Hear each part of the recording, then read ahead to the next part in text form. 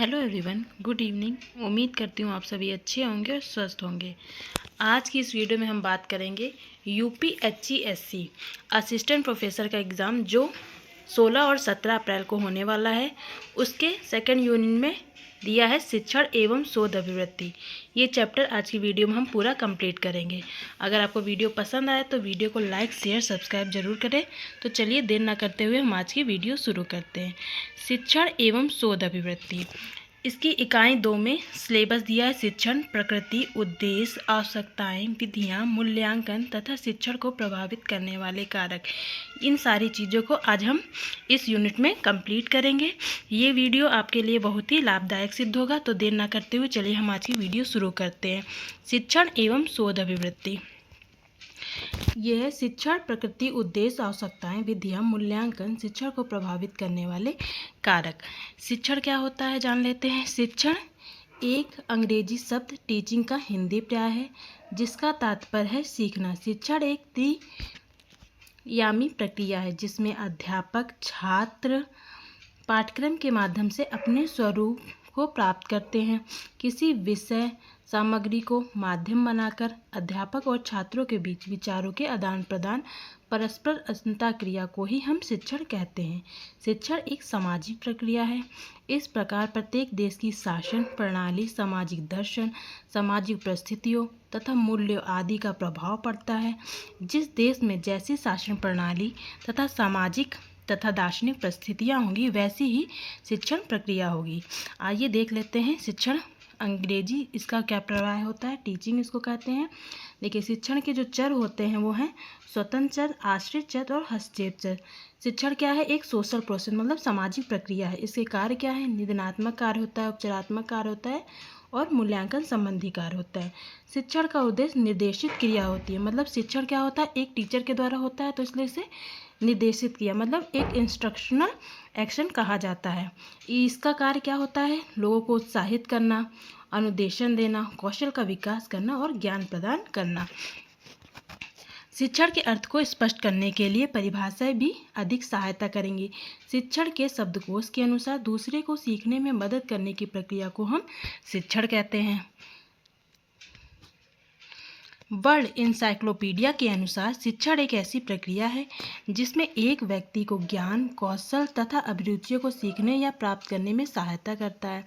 तीसरा है the little Oxford dictionary के अनुसार ज्ञान प्रदान करना, कौशल का विकास करना, अनुदेशन देना, पाठ पढ़ाना और उन्हें उत्साहित करना शिक्षण का अर्थ है। चलिए परीक्षा की दृष्टि से क्वेश्चन देख लेते हैं। ये सारे क्वेश्चन क्या हुए, पेपर में पूछे गए हैं। तो देर न करते हुए चलिए देखते हैं। अभिप्रेरित शिक्षण को संकेत माना जाता है। छात्र और अध्यापक से प्रश्न पूछते हैं। मतलब अभिप्रेरित शिक्षण में क्या होता है, छात्र जो होता है वो अध्यापक से प्रश्न पूछता है। शिक्षण का सर्वोत्तम ढंग क्या होता है, निरूपण मतलब डेमोन्स्ट्रेशन। मतलब आप कोई भी डेमो मतलब आप व्यू दिखा के किसी को समझाने का प्रयास करते हैं तो उसे डेमो दे के करते हैं, जैसे टीचर खुद करके उसको बताए। अधिगम का सबसे उपयुक्त अर्थ है व्यवहार का संशोधन। और एक कार्यशाला होती है एक छोटे समूह के लिए संक्षिप्त पाठ्यक्रम जिसमें विशेष समस्या के समाधान के लिए कौशल या तकनीक के विकास पर बल दिया जाता है। इसे क्या कहते हैं, वर्कशॉप कहा जाता है। शिक्षण जब विद्यार्थी के साथ संप्रेषण करता है तो होता है क्या होता है, तदनुभूति होता है उसे। वर्तमान में अध्ययन की अत्यधिक प्रभावी विधि क्या है, मिश्रित विधि मतलब मिक्स्ड मेथड का यूज़ किया जाता है जो अभी की समय की क्या होती है, सबसे प्रभावी विधि है। शिक्षा द्वारा ब्लैक बोर्ड को सर्वप्रथम प्रयोग किया गया था महत्वपूर्ण और उल्लेखनीय बिंदु लिखने के लिए। ब्लैक बोर्ड का सिर्फ यूज़ किया जाता है महत्वपूर्ण और उल्लेखनीय मतलब जो इंपॉर्टेंट चीज़ें होती है सिर्फ उसी को लिखने के लिए। ऐसा नहीं कि आप उसमें कुछ भी कहानियाँ लिखते जाएं, बस मेन पॉइंट हम ब्लैक बोर्ड पर लिखते हैं। और आगे की आइए परिभाषा देख ले।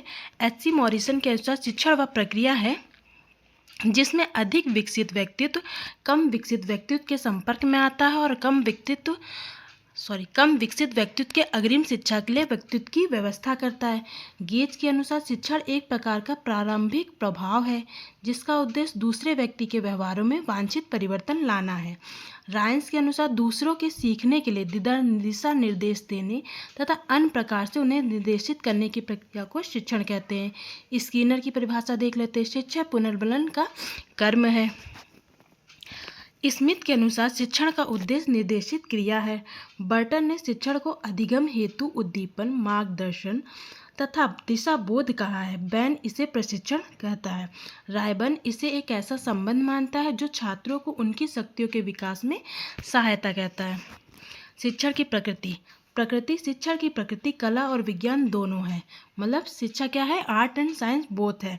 और शिक्षण का प्रस्तुतिकरण वाला पक्ष जो होता है वह कला है, जिसमें अध्यापक द्वारा उचित शिक्षण कौशलों का प्रयोग इस प्रकार करता है कि विषय सामग्री छात्रों को अच्छी तरह से बोध हो जाए तथा अन्य शिक्षण उद्देश्यों की प्राप्ति हो जाए। शिक्षण नियोजन तथा मूल्यांकन क्रियाओं की प्रकृति वैज्ञानिक अधिक है, जबकि शिक्षण प्रक्रिया का पक्ष जो होता है वह कलात्मक होता है। शिक्षण कार्य निरस ना हो जाए इसके लिए मनोरंजन का पूट भी दिया जाता है।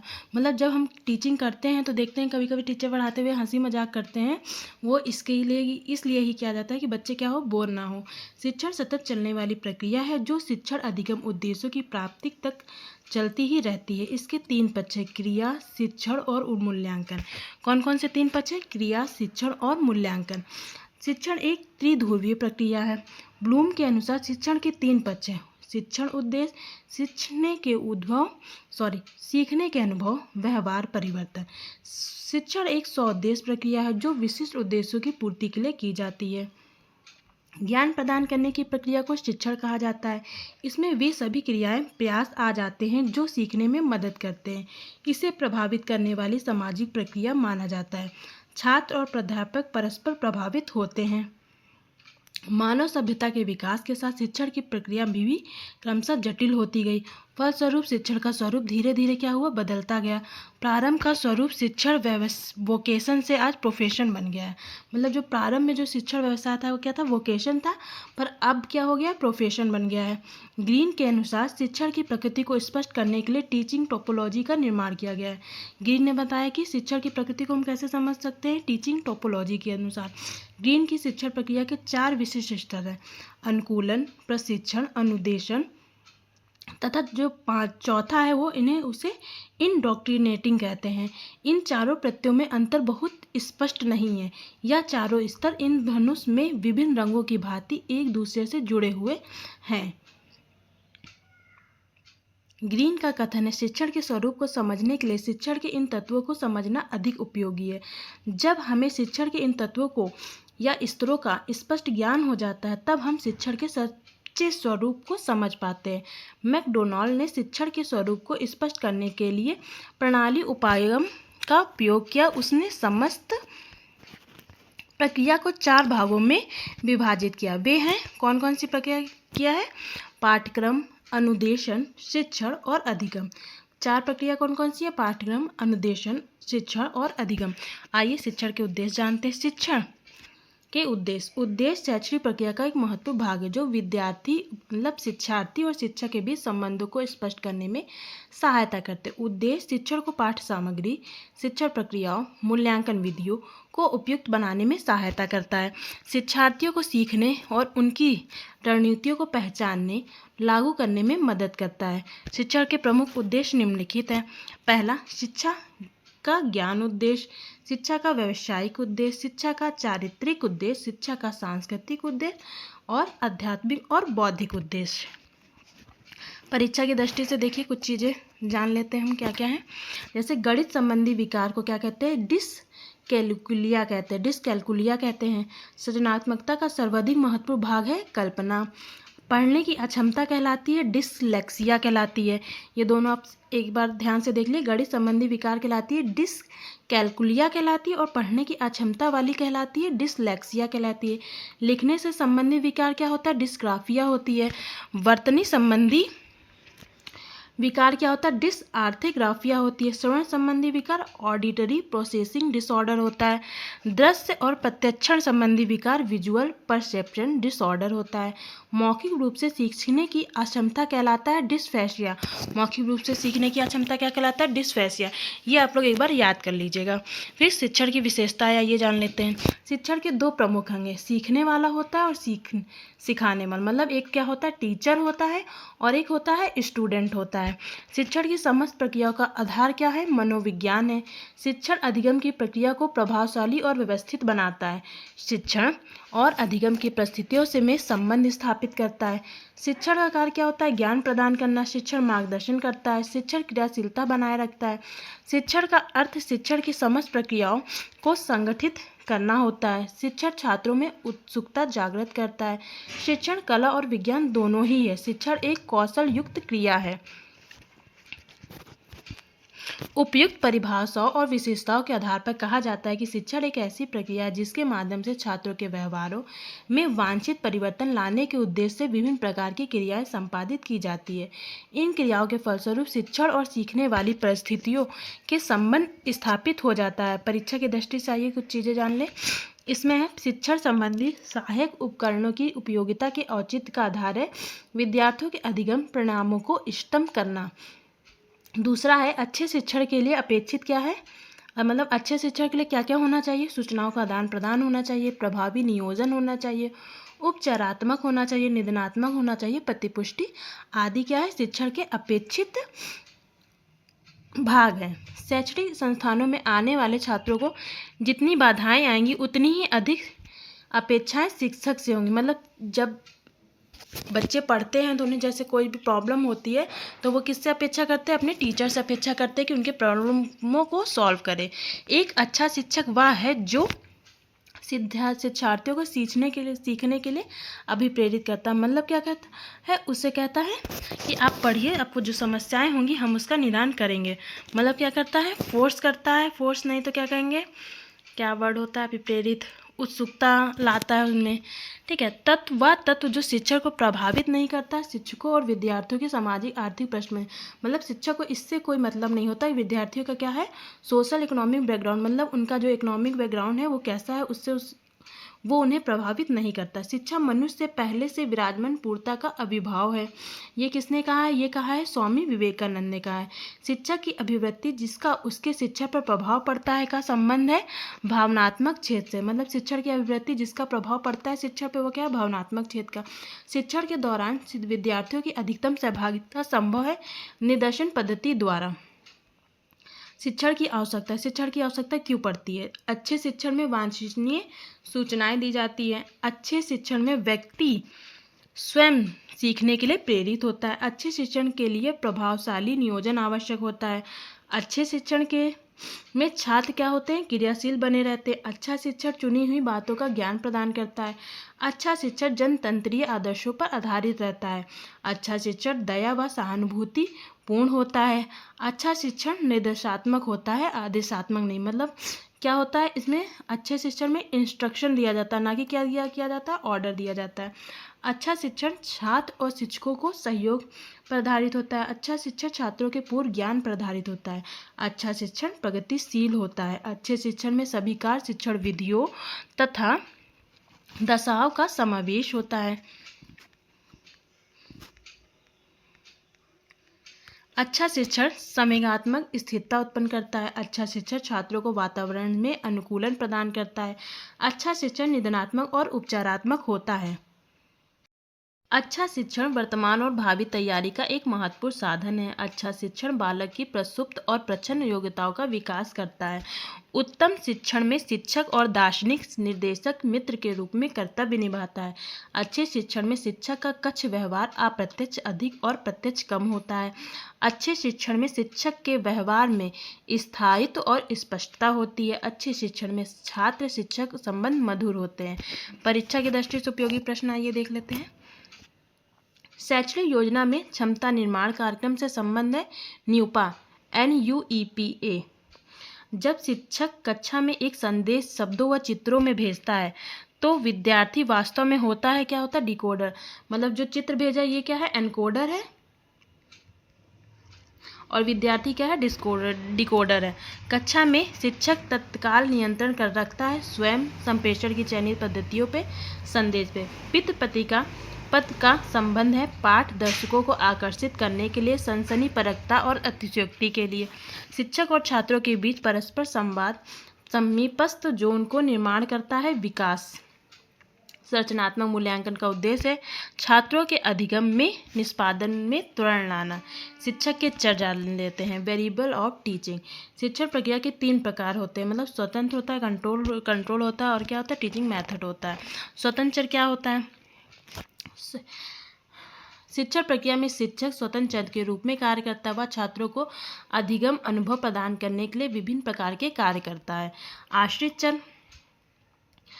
शिक्षण प्रक्रिया में छात्र को आश्रित चर की संज्ञा दी जाती है, क्योंकि शिक्षण प्रक्रिया में नियोजन, व्यवस्था, प्रस्तुतिकरण के अनुसार ही उसे सक्रिय रूप से कार्य करना पड़ता है। हस्तक्षेप चर। शिक्षण प्रक्रिया में पाठ वस्तु, शिक्षण विधियाँ, शिक्षण युक्तियाँ और शिक्षण व्यू, रचनाएं आदि हस्तक्षेप चर के वर्ग में आती हैं। ये सभी चर शिक्षण प्रक्रिया के हस्तक्षेप करते हैं। मतलब शिक्षण के कौन कौन से चर होते हैं? एक होते हैं स्वतंत्र होता है, स्वतंत्र में आएगा शिक्षक, जो डिपेंडेंट होता है, जो आश्रित चर होता है उसमें क्या होना आएगा? विद्यार्थी होगा। और जो हस्तक्षेप चर आता है उसमें क्या होता है? निम्नलिखित वर्ग के वर्ग होते हैं जो क्या होते हैं? शिक्षण को प्रभावित करते हैं। ठीक है, अब जान लेते हैं शिक्षण के चर। ये देखिए डायग्राम बना है, आप लोग को दिख रहा होगा। देखिए शिक्षण के चर कौन से हैं? स्वतंत्र चर, विभाजन जोड़ तोड़ पर आधारित होता है, इसमें क्या स्वतंत्र चर हो गया। टाइप ई एस हो गया, विभाजन चय के आधार पर।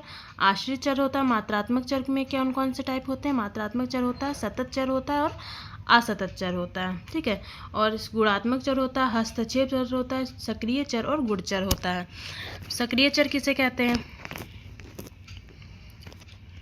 सक्रिय चर प्रयोग व शोध के दौरान जिन चरों में तोड़मोड़ संभव होता है उसे सक्रिय चर कहा जाता है। गुण चर वैसे चर को कहा जाता है जिसमें तोड़मोड़ संभव ना हो।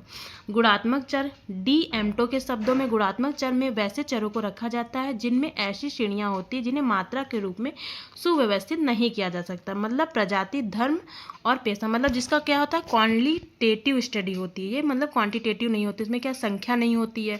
इसमें क्या होता है? एटीट्यूड का अध्ययन करते हैं हम, क्वालिटेटिव चीज़ों का अध्ययन करते हैं, जैसे विशेषता का किसी का। मात्रात्मक चर कोई भी चर जिसे मात्रा के संदर्भ में व्यवस्थित किया जा सकता है मात्रात्मक चर कहलाता है, जैसे आयु, बुद्धि आदि। मात्रात्मक चर के प्रकार। मात्रात्मक चर क्या होता है? एक होता है सतत चर होता है, एक होता है असतत चर। कॉन्टिन्यूअस चर होता है और डिसकंटिन्यूअस मतलब चर होता है। सतत चर का तात्पर्य उन चरों से होता है जिन्हें सूक्ष्म से सूक्ष्म मात्राओं में मापा जाता है, जैसे प्रतिक्रिया, समय, आयु आदि। असतत चर ऐसे चर को कहते हैं जिन्हें सूक्ष्म मात्राओं में मापना संभव नहीं होता है, जिन्हें एक तरह की स्पष्ट रिक्ति होती है, जैसे मकानों में कमरों की संख्या, परिवारों में सदस्यों की संख्या। शिक्षण चरों के कार्य क्या क्या होते हैं? Function of teaching variable. शिक्षा प्रक्रिया में शिक्षण और छात्र स्वतंत्र और आश्रित चर हस्तक्षेप चरों के माध्यम से निम्नांकित कार्य करते हैं। पहला कौन सा है? निदानात्मक क्रियाएं, डायग्नोस्टिक फंक्शन। दूसरा क्या? उपचारात्मक क्रियाएं, बाकायदा प्रिस्क्रिप्टिव फंक्शन। मूल्यांकन संबंधी क्रियाएं क्या? Evolution function. निदानात्मक संबंधी कार्यों में शिक्षक स्वतंत्र अधिक कार्यशील रहता है, वह पाठ वस्तु व छात्र दोनों पर ही विशेष ध्यान देता है। शिक्षक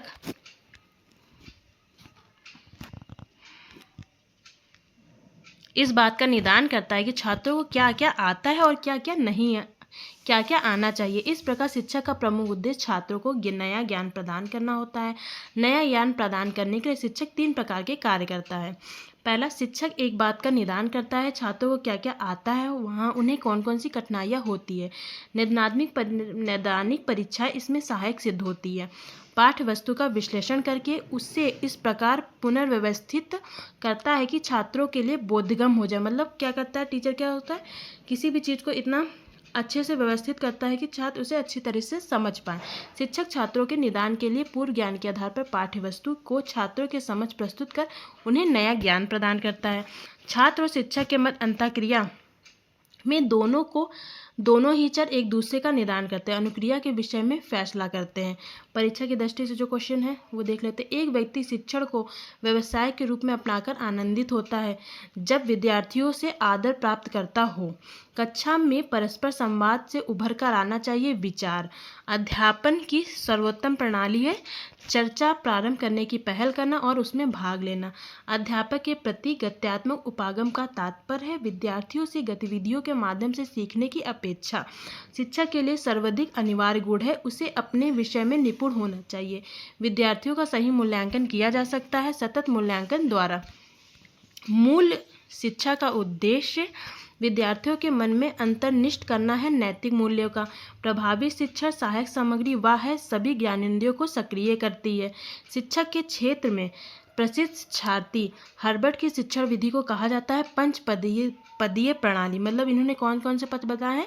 प्रस्तावना, प्रस्तुतिकरण, स्पष्टीकरण, तुलना, सामान्यीकरण, प्रयोग।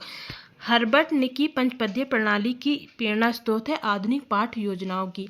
शिक्षा संबंधी फ्रोबेल के विचार संकलित है एजुकेशन ऑफ मैन पुस्तक से। फ्रोबेल ने प्रतिपादित किया है खेल विधि का सिद्धांत। किसने प्रतिपादित किया है? फ्रोबेल ने किया है। निदान के माध्यम से जो लक्षण, स्तर, कमियां शिक्षक को मालूम होती है उन पर नियंत्रण करने, उनका उपचार करने का कार्य शिक्षक का है। अच्छे शिक्षक उपचार करने के लिए अनेक युक्तियों, विधियों का प्रयोग छात्रों की प्रकृति, पूर्व ज्ञान आदि का ध्यान में रखते हुए करते हैं। उपचारात्मक कार्यों के द्वारा शिक्षक अपने शिक्षण के उद्देश्यों को प्राप्त करने का प्रयास करता है, छात्रों में वांछित परिवर्तन लाता है। उपचारात्मक क्रियाओं के दो प्रमुख तत्व हैं: शिक्षण कौशल का उपयोग करना, पुनर्बलन की समुचित व्यवस्था होना। उपचारात्मक क्रियाओं में शिक्षण सक्रिय रूप से कार्य करता है। वह आवश्यकता अनुसार छात्रों से कभी कभी सहायता लेता है। उपचारात्मक क्रियाओं में उद्देश्य प्राप्त करने के लिए अपनाए जाने वाले चरों में तालमेल बैठाकर उन्हें वांछित उपचार के लिए प्रयुक्त किया जाता है। यह कार्य कक्षा के अंदर किया जाता है। मूल्यांकन शिक्षा प्रक्रिया का अभिन्न अंग है। इसका उद्देश्य उपचारात्मक कार्यों की प्रभावशीलता के विषय में जानना है। इसके माध्यम से यह जानने का प्रयास किया जाता है कि छात्रों में वांछित परिवर्तन हुआ है या नहीं, यदि हुआ है तो किस सीमा तक हुआ है। मूल्यांकन उद्देश्यों पर निर्भर रहता है। यह शिक्षक को बताता है कि उसके द्वारा निश्चित किए गए उद्देश्य कहाँ तक पूरे हुए। मूल्यांकन के लिए शिक्षक विभिन्न प्रकार की प्रविधियों का प्रयोग करता है, परीक्षणों का निर्माण करता है। मूल्यांकन क्रियाओं के हस्तक्षेप चरों में निम्नलिखित चर महत्वपूर्ण होते हैं: मानदंड की रचना के चर, व्यवहार परिवर्तन का दर और नियतात्मक चर। परीक्षा की दृष्टि से उपयोगी प्रश्न कौन कौन से? अनेकता में अनेकता के सिद्धांत किसने दिया? फ्रोबेल ने दिया। फ्रोबेल ने प्रथम किंडरगार्टन की स्थापना की ब्लैकबर्न में। एक प्रभावी कक्षा कक्ष के वातावरण का मूल तत्व है शिक्षक छात्रों की सजीव अंतःक्रिया। नैतिक मूल्यों का प्रभावी रूप से विकास किया जा सकता है यदि अध्यापक स्वयं उन पर आचरण करे। एक सफल अध्यापक वह है जो संवेदनशील और अनुशासन प्रिय हो।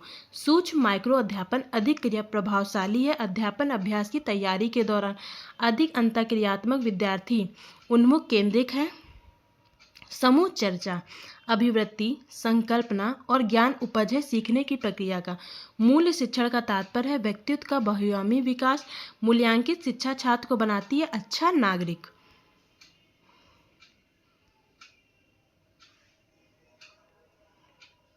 इस विधि से शिक्षण करने पर शिक्षण कार्य तेज गति से अग्रसर होता है। इस विधि में मंदबुद्धि बालक को कोई विशेष लाभ नहीं उठा पाते हैं। विद्यार्थियों के द्वारा उदाहरणों से सामान्य नियम तक पहुंचने में अधिक समय के कारण शीघ्रता पढ़ाने वाले शिक्षक इस विधि को समुचित ढंग से उपयोग नहीं कर पाते हैं। सॉरी, थोड़ा सा इधर स्किप हो गया, ये ऊपर वाला उन्होंने नहीं पढ़ा, शिक्षण की विधियाँ। सॉरी चाहिए, अब देख लेते हैं, सही समय पे देख लिया। हाँ, शिक्षण की विधियाँ, मेथड ऑफ टीचिंग। किसी भी अधिगम के क्षेत्र में सफलता प्राप्त करने के लिए आवश्यक है कि उस क्षेत्र में कौशल दक्षताएं विकसित की जाए। शिक्षण विधियाँ ऐसे साधन हैं जिनके प्रयोग में छात्र पाठों में रुचि लेने लगते हैं। पाठ सामग्री उन्हें अधिक स्पष्ट होने लगती है। वे सरलता व सुगमता से विषय वस्तु को हृदयंगम करने में समर्थ हो जाते हैं। मोटे तौर पर शिक्षा विधियों का प्रयोग शिक्षण को रुचिपूर्ण, प्रभावशाली, सफल बनाने के लिए उपयोगी होता है। शिक्षण की विभिन्न विधियाँ निम्नांकित हैं। आइए पहले जान लेते हैं। ये इमेज देख लीजिए, बहुत अच्छी है, जिसमें शिक्षण की विधियाँ बताई गई हैं। देखिए, शिक्षण की विधियाँ कौन कौन सी हैं? आगमन और निगमन विधि है, निगमन विधि, प्रदर्शन विधि, प्रयोगशाला विधि, विचार विमर्श विधि, प्रयोजना विधि, भ्रमण विधि, व्याख्या विधि, उत्तर प्रत्युत्तर प्रश्नपेक्षा विधि, अनुकरण विधि, बहुमाध्यम आधारित विधि, अभिक्रमित अध्ययन विधि, टोली शिक्षण विधि, निरीक्षित अध्ययन विधि, आगमन विधि। अभी हम इन सबको डिटेल्स में जानेंगे। व्याख्या विधि और उदाहरण विधि और विवरण विधि। आइए इन सब का अब हम विस्तृत चर्चा कर लेते हैं, कौन सी विधि में क्या क्या बताया गया है। आगमन विधि। शिक्षण की आगमन विधि में शिक्षक अनेक विशिष्ट उदाहरणों के आधार पर सामान्यीकरण करने का प्रयास करता है। विद्यार्थी शिक्षक के द्वारा प्रस्तुत उदाहरणों को निरीक्षण करके अपनी सूझबूझ के द्वारा समान नियमों का प्रतिपादन करता है। आगमन विधि के प्रतिपादक कौन थे? अरस्तु हैं। आगमन विधि में शिक्षक ज्ञात से अज्ञात की ओर, विशिष्ट से समान की ओर, मूर्त से अमूर्त की ओर शिक्षण सूत्रों का उपयोग करता है। मतलब क्या होता है? ये क्या होता है? ये होता है स्पेसिफिक टू, जो कहाँ जाता है? जनरल डालता है। इसमें क्या होता है? थ्योरी बाद में बनती है। इस विधि में विद्यार्थी स्वयं क्रियाशील रहकर अपने निरीक्षण, तर्क तथा विवेचन के आधार पर पहले विशिष्ट उदाहरणों को संकलित करते हैं, फिर उनमें समानता देकर उन्हें किन्हीं समान निष्कर्षों पर पहुंचाने का प्रयास करते हैं। शिक्षा का कार्य तो उपयुक्त परिस्थितियों का निर्माण करना अर्थात विशिष्ट के संकलन तथा समानता की खोज में सहायता करना मात्र रह जाता है।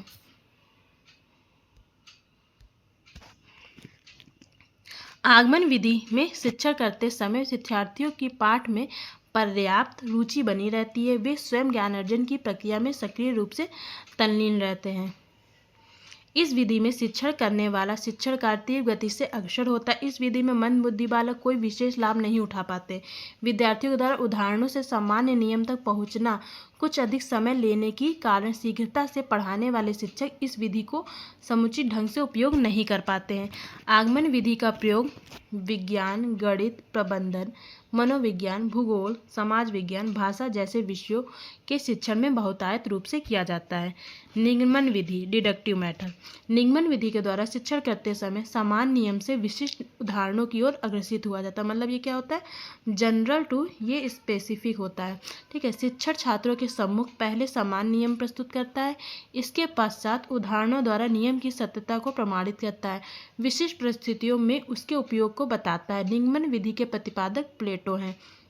निगमन विधि में सर्वप्रथम नियम सिद्धांत प्रस्तुत किया जाता है तथा उसके पश्चात उन नियम और सिद्धांत को विभिन्न उदाहरणों में प्रयुक्त करके समस्या का समाधान किया जाता है। निगमन विधि के अनुसार शिक्षण करने पर विद्यार्थी नियमों का अन्वेषण नहीं करता है, परिमाणता व शिक्षण अधिगम में क्रियाशील नहीं रहता, उसकी रुचि शिक्षण अधिगम में विकसित नहीं हो पाती है तथा वह अर्जित ज्ञान को अधिक दिनों तक स्मरण नहीं रख पाता है। निगमन विधि औसत और औसत से निम्न विद्यार्थियों के लिए काफ़ी उपयोगी सिद्ध होती है। निगमन विधि का उपयोग गणित, सामाजिक विषय, विज्ञान, भूगोल, व्याकरण के शिक्षण में किया जाता है। आगमन निगमन विधि, इंडक्टिव और डिडक्टिव मेथड को दोनों को एक साथ जान लेते हैं। इस संयुक्त प्रयास से सबसे पहले आगमन विधि के अनुसार विशिष्ट उदाहरणों के द्वारा समान निष्कर्ष निकाला जाता है तथा इसके पश्चात इस निष्कर्ष को विशिष्ट परिस्थितियों में प्रयुक्त किया जाता है। इन दोनों विधियों को सम्मिलित रूप से प्रयोग करने पर शिक्षार्थी अन्वेषक के रूप में पहले सामान्य सिद्धांत का प्रतिपादन करता है तथा फिर वह उसकी सहायता से विशिष्ट निष्कर्षों पर पहुँचने पर कार्य करता है, मतलब पहुंचने की कोशिश करता है। प्रदर्शन विधि, डेमोन्स्ट्रेशन मेथड। किसी कार्य को करने में कौशल सिखाने में भी प्रदर्शन विधि का प्रयोग किया जाता है।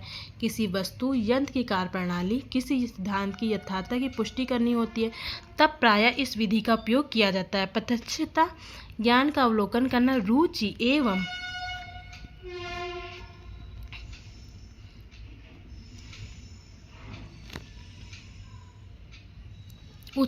उत्सुकता में वृद्धि करना, निरीक्षण करने की योग्यता का विकास करना इस विधि की सर्वाधिक महत्वपूर्ण विशेषता है। विद्यार्थी का मार्गदर्शक के रूप में उपस्थित रहना, शिक्षक का अधिक क्रियाशील होना, सभी विद्यार्थियों को निरीक्षण के समान अवसर न मिल पाना इस विधि की प्रमुख क्या होती हैं? सीमाएं, मतलब क्या होती? खामियां हैं। प्रयोगशाला विधि। प्रयोगशाला में उपस्थित शिक्षक के दिशा निर्देश में स्वयं प्रयोग करके सीखने के अवसर प्रदान किए जाते हैं।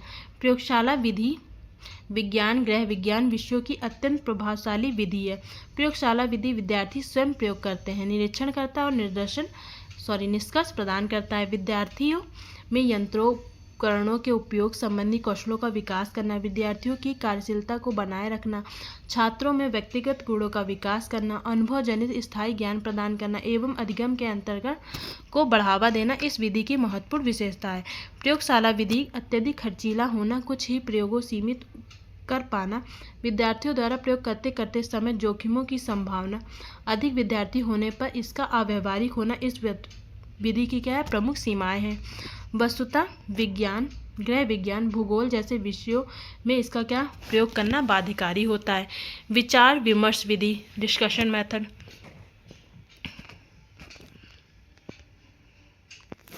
विचार विमर्श विधि शिक्षण की एक अत्यंत महत्वपूर्ण विधि के रूप में जानी जाती है। ली के अनुसार वार्तालाप शैक्षिक समूह प्रक्रिया इस छात्र सहयोग पूर्वक एक दूसरे की किसी समस्या पर विचार करते हैं।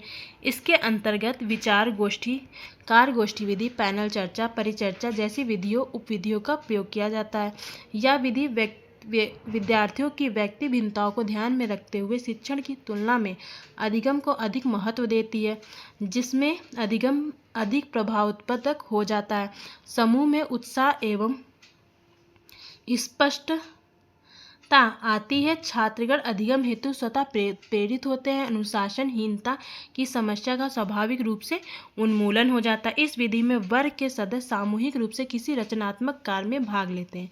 विचार विमर्श विधि नेतृत्व का प्रशिक्षण देने के लिए परस्पर सहभागी की भावना का विकास होता है। आत्म अभिव्यक्ति का अवसर प्रदान करने के लिए विद्यार्थियों में व्यापक दृष्टिकोण विकास करने के लिए अच्छी मानी जाती है। इसकी कुछ सीमाएं हैं। विचार विमर्श को प्रारंभ करने और इसे सही दिशा देने के लिए कुशल शिक्षकों की आवश्यकता होती है।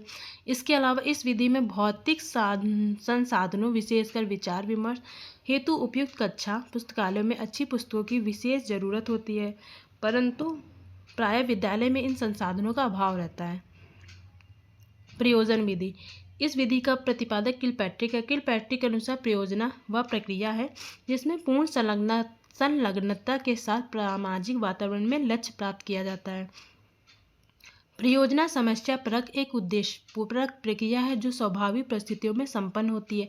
शिक्षा के क्षेत्र में प्रयोजना किसी क्रियाकलाप को योजनाबद्ध ढंग से इस प्रकार से संपादित करना विद्यार्थीगण उस क्रियाकलाप को व उससे संबंधित बातों को सीख ले, ज्ञान की समग्रता को स्पष्ट करने, छात्रों में व्यक्तिगत गुणों का विकास करने, अनुशासनहीनता को समाप्त करने, अधिगम शिक्षण को प्रोत्साहित करने, जनतांत्रिक जीवन के लिए तैयार करने की दृष्टि से प्रयोजना विधि अत्यंत उपयोगी रहती है। प्रयोजना विधि में विषय वस्तु की क्रमबद्धता का अभाव रहता है।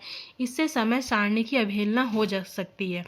इसमें अधिक उत्साही शिक्षकों की आवश्यकता होती है। इसके लिए अधिक संसाधनों की जरूरत होती है। इन्हें प्रयोजन विधि की सीमाएं भी कहा जाता है। भ्रमण विधि, जिसे एक्सक्लूजन मेथड कहते हैं। शिक्षण की भ्रमण विधि शिक्षार्थियों को प्रत्यक्ष, मूर्त और व्यवहारिक ज्ञान प्रदान करने के सिद्धांत पर आधारित है। प्रत्यक्ष अनुभवों द्वारा अर्जित ज्ञान न केवल स्थायी होता है वरन कल्पना के विकास में महत्वपूर्ण योगदान प्रदान करता है। भ्रमण से तात्पर्य शैक्षिक प्रवृत्ति के उस आयोजन से हुआ है जिसमें विद्यार्थी अपनी विद्यालयी परिस्थितियों से बाहर जाकर प्राकृतिक तथा सांस्कृतिक पर्यावरण का प्रत्यक्ष अवलोकन और निरीक्षण करके पाठ्यक्रम के किसी महत्वपूर्ण अंश का प्रत्यक्ष अध्ययन करते हैं। भ्रमण विधि को विज्ञान, सामाजिक विज्ञान, भूगोल, शिक्षा, इतिहास, वाणिज्य, प्रबंध, अर्थशास्त्र जैसे विषयों के शिक्षण में अत्यंत महत्वपूर्ण माना जाता है।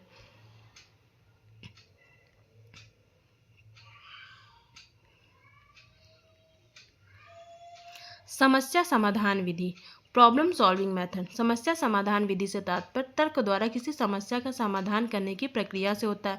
इस विधि में शिक्षण करते समय शिक्षक विद्यार्थियों की समस्याओं को व्यवस्थित रूप से हल करने का प्रशिक्षण देता है। समस्याओं का केंद्रित होना, क्रियात्मक पक्ष की अवहेलना करके विचार पक्ष पर जोर देना, अत्यधिक समय श्रम साध्य होना इस विधि की प्रमुख सीमाएं हैं। विवरण विधि, जिसे नरेशन मेथड कहते हैं इंग्लिश में। विवरण देना सामाजिक विज्ञान के शिक्षण के लिए एक आवश्यक युक्ति या विधि है। विवरण को कथन, शिक्षण स्वकथन भी कहा जाता है। विवरण देने का उद्देश्य होता है छात्रों के मस्तिष्क में उसका मानचित्र बनाना, जिससे छात्र विषय वस्तु को पूर्णता के साथ समझ सकें। प्रस्तावना के पश्चात पाठ को विकसित करते हुए पाठ से संबंधित विभिन्न स्थलों पर विशेष प्रकाश डालने के लिए विवरण विधि का प्रयोग किया जाता है।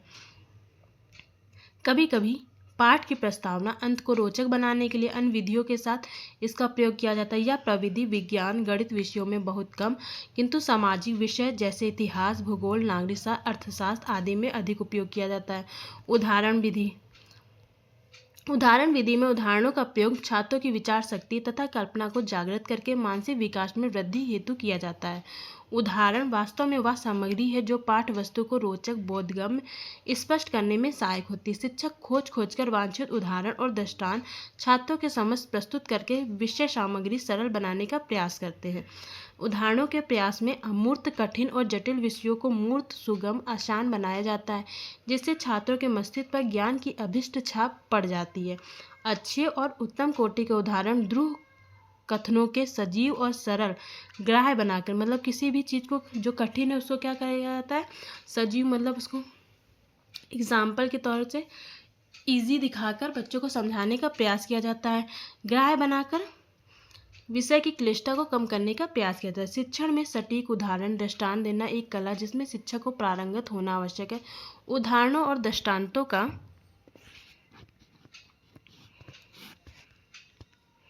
प्रयोग विषय सामग्री को अधिक स्पष्ट करता है, छात्रों को नया ज्ञान प्रदान करने में सहायक होता है। इस प्रविधि के प्रयोग से छात्रों की जिज्ञासा का समाधान होता है, वे विषय के सार तक सरलता से पहुंच जाते हैं और ज्ञान के प्रति रुचि में वृद्धि होती है। शिक्षक जब इस विधि का प्रयोग से विभिन्न प्रकार के सचिव उदाहरण सामग्री को उदाहरणों, दृष्टांतों के माध्यम से सरलता से समझा जाता है, वे स्वयं भी नए नए उदाहरण व दृष्टांत देने की कला में दक्ष होने लगते हैं। उदाहरण समान प्रकार के दो प्रकार के होते हैं, एक होता है विजुअल और एक होता है वर्बल। दृश्यात्मक उदाहरण और शाब्दिक उदाहरण। दृश्यात्मक उदाहरणों को प्रदर्शनात्मक उदाहरण अर्थात वस्तुरूप उदाहरण भी कहा जाता है। इन उदाहरणों को देखने और समझने की क्रियाएं समावेशित हैं, अतः इस प्रकार के उदाहरणों का प्रयोग छात्रों को देखने समझने क्षेत्र में भी उचित प्रशिक्षण प्राप्त होता है। दर्शनात्मक उदाहरणों के प्रयोग में छात्रों की ज्ञानेंद्रियों, कर्मेंद्रियों क्रियाशील हो जाती है, जिससे शिक्षण अधिक सजीव और सरल हो जाता है। उदाहरणों छात्रों की पाठ वस्तु स्पष्ट करने में महत्वपूर्ण योगदान देते हैं। कमजोर मंदबुद्धि वाले छात्रों को दर्शनात्मक उदाहरणों के प्रयोग से पाठ जल्दी और सही ढंग से स्पष्ट होने लगता है। इसके अंतर्गत प्रतिरूप, चार्ट, रेखाचित्र, sketch, graph, map, picture, globe आदि उपकरणों को सम्मिलित किया जाता है। शाब्दिक उदाहरणों में सुनने समझने की क्रियाएं होती है, जो छात्रों को सूझने और समझने में उचित प्रशिक्षण प्रदान करती है। परीक्षा की दृष्टि से जो महत्वपूर्ण प्रश्न है, जब व्यक्ति एक दूसरे से मिलते हैं, कार्यक्रमों में भाग लेते हैं, तो कहा जाता है सामाजिक अंतःक्रिया। सामाजिकरण एक सामाजिक और मनोवैज्ञानिक प्रक्रिया या कथन है। वॉटसन का सीखने की प्रक्रिया का सबसे प्रबल कारक है उद्देश्य की प्रबलता। बुद्धि लब्धि निकालने का सूत्र बुद्धि लब्धि इक्वल मानसिक आयु बटे वास्तविक आयु गुणे 100 है। व्यक्ति की सामाजिक स्थिति या पद का उच्च या निम्न हो जाना कहलाता है सामाजिक गतिशीलता। प्रगतिशील विद्यालयों में पिछड़े बालकों को कार्यक्रम प्रस्तुत किए जाते हैं औपचारिक शिक्षण विधि से। उदाहरणों का प्रयोग कर शिक्षण पाठ्यक्रम में पाठ सामग्री की कठिन संकल्पनाओं, अमूर्त भावों, मुश्किल तथ्यों को समझाने के लिए ऐसे शाब्दिक चित्र प्रस्तुत करना जिससे छात्र सरलता से पाठ सामग्री को समझने में समर्थ हो जाते हैं। शाब्दिक उदाहरणों के अंतर्गत मौखिक उदाहरण, दृष्टांत, कहानियाँ, लोकोक्ति, नीति श्लोक, उपमाएं, रूपक, उत्प्रेक्षाओं आदि को समावेशित किया जाता है। शाब्दिक उदाहरणों में भाषा का प्रयोग होना आवश्यक है, अतः जब अच्छा शिक्षकों को भाषा या सदैव अच्छा अधिकार रहता है, तब वे शाब्दिक उदाहरणों को खुलकर प्रयोग कर उत्तम शिक्षण की व्यवस्था कर सकते हैं। व्याख्या विधि, एक्सप्लेनेशन मेथड। व्याख्या विधि वह माध्यम है जिसमें विषय वस्तु के कठिन अंशों को सरलता से सरल भाषा में छात्रों की मानसिक रुचि और स्तर के अनुसार गहराई के साथ विश्लेषण करके इस प्रकार समझाया जाता है जिससे कि विषय वस्तु उन्हें अधिक स्पष्ट और सुगम बोधगम्य होने लगे। विषय वस्तु जितनी जटिल और दुरूह होगी, उतनी ही प्रभावशाली व्याख्या करने की जरूरत होगी। व्याख्या विधि का प्रयोग सामाजिक विषयों के अधिकतर तथ्यात्मक, सूचनात्मक,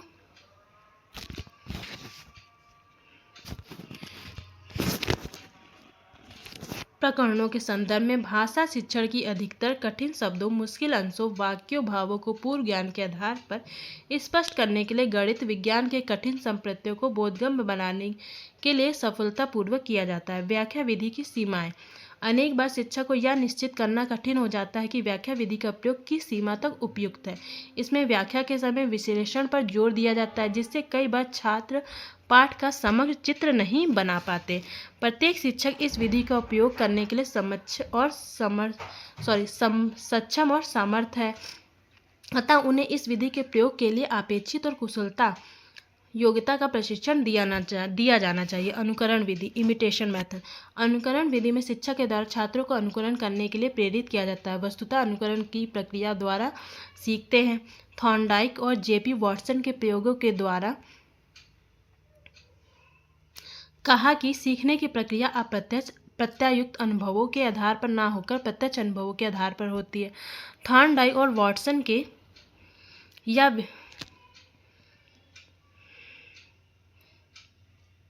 विधि व्यक्तिगत भिन्नता क्रियाशीलता के सिद्धांतों के आधार पर आधारित है।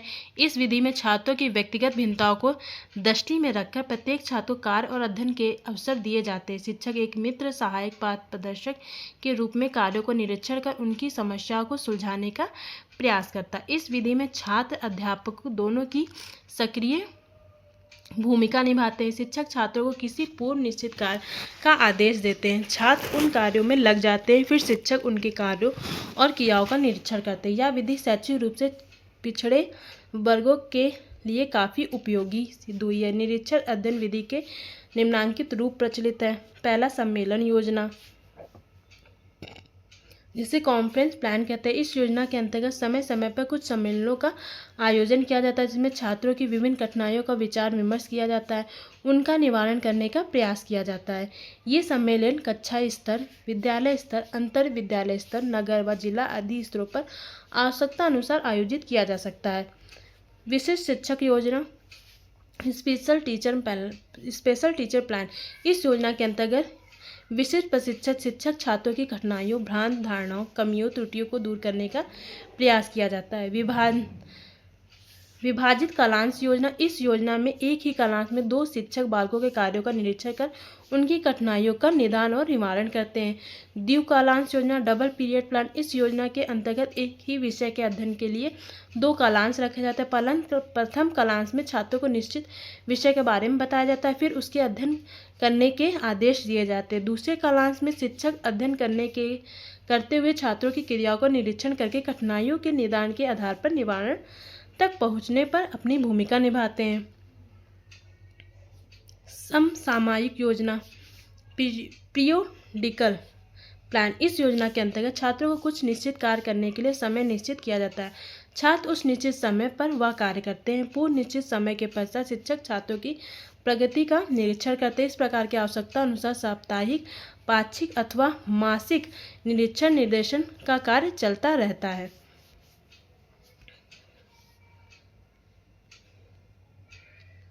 परीक्षा उपयोगी प्रश्न आइए जान लेते हैं।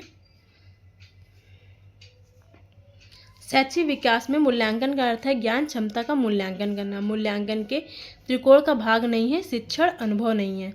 नैदानिक मूल्यांकन से सुनिश्चित होता है अनुदेशन के दौरान अधिगम में विद्यमान समस्याओं के कारणों का समाधान करना। ज्ञान संबंधी योग्यता का उच्चतम स्तर कौन सा मूल्यांकन स्तर है? संज्ञानात्मक संप्राप्ति का न्यूनतम स्तर ज्ञान है। मूल्यांकन योजना के अवयव उद्देश्य, संसाधन, विश्लेषण है। स्थितिक पत्रक क्या है? मुद्दों पर बल देना और स्थिति का चित्रण करना। संज्ञानात्मक क्षेत्र का सही क्रम ज्ञान, अवबोध, अनुप्रयोग, विश्लेषण, संश्लेषण, मूल्यांकन है। जॉन पाजे के विकास का संज्ञानात्मक सिद्धांत किस पर आधारित है? मौलिक अनुसंधान पर आधारित है। एवोल्यूशन मतलब मूल्यांकन। प्रश्नों की सफलता, असफलता, आंशिक सफलता या इसका जिस प्रकार पता लगाया जाता है उसी का नाम शिक्षण में पूर्व निर्धारित उद्देश्यों के लिए किए गए प्रयत्नों की सार्थकता का पता लगाना ही क्या होता है? मूल्यांकन कहलाता है। मूल्यांकन को प्रभावित करने वाले कारक। मूल्यांकन को प्रभावित करने वाले कारक है मूल्यांकन के साधन, शिक्षक का शारीरिक मानसिक स्वास्थ्य, शिक्षक का अनुभव, शिक्षक का विषय वस्तु से संबंधित तथ्यात्मक तथा विश्लेषणात्मक ज्ञान, विद्यार्थियों का शैक्षिक स्तर, योग्यता तथा क्षमता, विद्यालयी और शैक्षिक परिस्थितियाँ, विद्यालय प्रशासन का शिक्षक के प्रति दृष्टिकोण, शिक्षण की सहायक समृद्धि सामग्री का उपलब्ध होना, विद्यालय प्रशासन का मूल्यांकन के प्रति सहयोगात्मक दृष्टिकोण, शिक्षक तथा छात्र का आपसी संबंध। मूल्यांकन का महत्व। मूल्यांकन द्वारा ही यह पता लगाया जाता है कि शिक्षा या शिक्षण के किस उद्देश्य की पूर्ति किस सीमा तक हुई है। छात्रों के व्यक्तिगत और सामूहिक कमजोरियों का पता लगाना मूल्यांकन के बिना संभव नहीं है। किसी युक्ति, तकनीक, शिक्षण विधि की प्रभाविकता का पता भी मूल्यांकन द्वारा ही संभव है। मूल्यांकन के द्वारा छात्रों की व्यक्तिगत समस्याओं का पता लगाया जा सकता है। छात्रों के अभाव में शिक्षण की समस्याओं का पता लगाया जाता है। मूल्यांकन के अभाव में किसी प्रकार का दिशा निर्देश संभव नहीं है। शिक्षा की योजना की सार्थकता, शिक्षा की शिक्षण प्रभाविता पता लगाने के उद्देश्य से मूल्यांकन आवश्यक होता है। शिक्षा को प्रभावित करने वाले कारक अधिकतम अधिगम की प्राप्ति हेतु शिक्षा को प्रभावी बनाना आवश्यक होता है। शिक्षा को प्रभावी बनाने के लिए कुछ कारकों का अनुपालन आवश्यक होता है। ये प्रमुख कारक हैं। शिक्षा को प्रभावित करने वाले कारक कौन कौन से हैं? मनोवैज्ञानिक कारक, व्यक्तिगत कारक और बौद्धिक कारक। मनोवैज्ञानिक कारक क्या होता है? शिक्षण गतिविधि को सर्वाधिक प्रभावित करने वाले कारकों में मनोवैज्ञानिक कारकों का प्रमुख योगदान होता है। कुछ प्रमुख मनोवैज्ञानिक कारक हैं जैसे मनोभाव, योग्यता, अभिरुचि, प्रवृत्ति, अनैच्छिक व्यवहार और मनोग्रंथि। व्यक्तिगत कारक, जिसे पर्सनल फैक्टर कहते हैं। व्यक्तिगत कारक के कारण भी शिक्षक कार्य प्रभावी होता है। कुछ प्रमुख व्यक्तिगत कारक इस प्रकार हैं। पारिवारिक परिस्थितियाँ, विद्यालयी परिस्थितियाँ। पारिवारिक परिस्थितियों में माता पिता के साथ संबंध, घर की आर्थिक स्थिति, पति पत्नी संबंध आदि आते हैं। विद्यालयी परिस्थिति में शिक्षक की शिक्षार्थियों के साथ संबंध, शिक्षक के सह शिक्षकों के साथ संबंध, शिक्षक के प्रबंधन के साथ संबंध आते हैं। बौद्धिक कारक, बुद्धि का शिक्षण पर व्यापक प्रभाव पड़ता है। बौद्धिक स्तर पर शिक्षण पर प्रत्यक्ष और गहरा प्रभाव पड़ता है। बौद्धिक दृष्टि से प्रखर शिक्षक का शिक्षण अधिक प्रभावी होता है। प्रभावी शिक्षण हेतु उपयोगी तत्व। अध्यापक इस प्रकार की परिस्थितियाँ प्रदान कर सकता है जो छात्र के चिंतन, व्यवहार में प्रवाह, लचीलापन, मौलिकता, खोजबीन की प्रवृत्ति को प्रोत्साहन कर सके। नीचे दी गई कुछ आवश्यकताएं परिस्थितियाँ हैं जो छात्र की सृजनशीलता को संबल दे सकती हैं। ऐसे अपसारी मुक्तोत्तर प्रश्न पूछे जाएं जिनका लक्ष्य विकल्पात्मक उत्तरों और नवीनता पर ना हो, ना कि सही गलत पर। अत्यधिक अनुशासन हो, पाठ्य पुस्तकों पर भरोसा, रटने का दबाव, गलत उत्तर देने पर छात्रों की आलोचना करने से उनकी सृजनात्मक शक्ति हर्षोन्मुख हो जाती है। छात्रों के प्रयोग करने, नए विचार लाने, अन्वेषण करने, प्रकल्पना अथवा किसी विकट समस्या में प्रभावित समाधानों की कल्पना करने में बच्चों को प्रोत्साहित करना, जांच करने की भावना का विकास, अनिश्चितता को सहना, अनुमान करने में सहायता देना, चिंतन को एक निश्चित गति मिलती है। सहयोगात्मक वातावरण का निर्माण करना, छात्रों को सृजनात्मक प्रयासों की सराहना करना, अंतर विषयी प्रकृति वाली क्रियाओं को सुझाव देना और अवसर प्रदान करना, कल्पना शक्ति को उद्दीपित करने वाली शिक्षण सामग्रियों का उपयोग करना, समय से पूर्व मूल्यांकन करने से रोकना। ये चैप्टर यहीं कंप्लीट होता है। दूसरा चैप्टर है शोध, तात्पर्य एवं प्रणाली। ये हम नेक्स्ट वीडियो में कंप्लीट करेंगे। और अगर आपको वीडियो पसंद आई हो, वीडियो को लाइक शेयर सब्सक्राइब जरूर करें। और अगर आपको इसकी PDF चाहिए होगी तो मुझे कमेंट बॉक्स में ज़रूर बताएं, तो मैं कोशिश करूँगी ये PDF आपको प्रोवाइड कर सकूँ। ये पूरा हमारा टीचिंग एप्टीट्यूड कंप्लीट हुआ, जिसमें हमने शिक्षण, कृति, उद्देश्य, आवश्यकताएं, विधियाँ, मूल्यांकन तथा शिक्षण को प्रभावित करने वाले कारकों को पता। ये UPSC का सिलेबस है जिसे हमने पूरा कंप्लीट कर लिया है। और ये जो बुक है वो है घटनाचक्र अध्ययन सामग्री है। अगर आपको वीडियो पसंद आई हो तो प्लीज़ इसको लाइक शेयर सब्सक्राइब जरूर करें, तभी मैं कोशिश करूँगी इसकी नेक्स्ट वीडियो जल्द से जल्द आप लोगों के समक्ष लेकर आऊँ। तो वीडियो देखने के लिए बहुत बहुत धन्यवाद।